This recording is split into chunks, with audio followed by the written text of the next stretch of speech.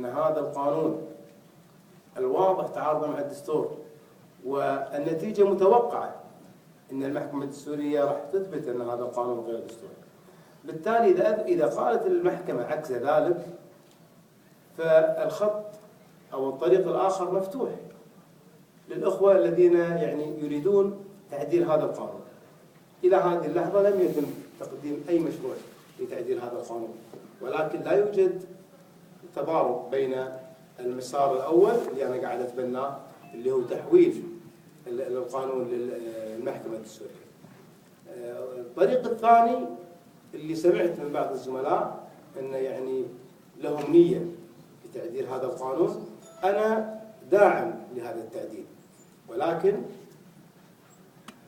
من وجهة نظري أن احنا دائما إذا نريد أن نخدم موضوع يجب أن نعرف طبيعة أو إمكانية تطبيق هذا الموضوع. يعني على سبيل المثال تعديل المادة الثانية من الدستور، الكل مجمع، لماذا لم يتم تقديم تعديل المادة الثانية من الدستور؟ ولماذا كتلة الأغلبية اللي أنا منها ارتأينا أن لا نقدم تعديل المادة الثانية من الدستور وأن نقدم بديل مادة 79 من الدستور؟ لأن هناك موائمة وملائمة يجب أن تكون بالاعتبار. الإخوان أو من يريد أن يعدل القانون يحتاج إلى أغلبية عادية في بادئ الأمر، وأنا قلت حق الإخوان أن حتى كتلة 35 ممكن تنقسم على نفسها في هذا القانون. لكن المشكلة وين راح تكون؟ المشكلة إذا أن في أقر في مجلس الأمة في المداولتين وتم رده من الحكومة. إذا الحكومة ردت هذا القانون، إذا ردت هذا القانون تعرفون أن احنا نحتاج أغلبية الثلثين.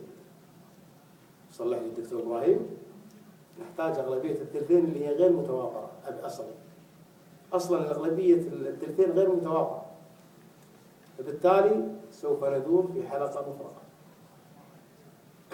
لذلك أنا قدمت وأتمنى من الإخوان اللجنة التشريعية الآن الطلب أمامهم، أتمنى أن لا يكون هناك تعارض بين المسار الأول في طلبي في تحويل قانون المحكمة الدستورية والمسار الثاني في تعديل القانون اللي أنا شرحت لكم باختصار أيهما أسهل ومع إمكانية تحقيقه.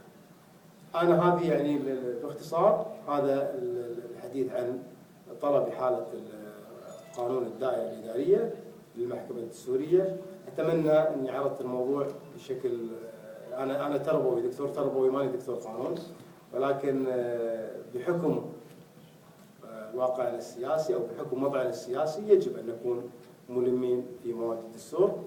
تكلمت بما أعرف، لم أتقدم خطوة، لأن أنا أعرف أن يجب أن نرجع إلى الناس المختصين في هذا المجال. رجعت للدكتور إبراهيم محمود ورجعت كذلك للدكتور بدر رجال حتى يعني نستفيد من هذا الاختصاص، وهذا الأمر يزيد الموضوع قوة.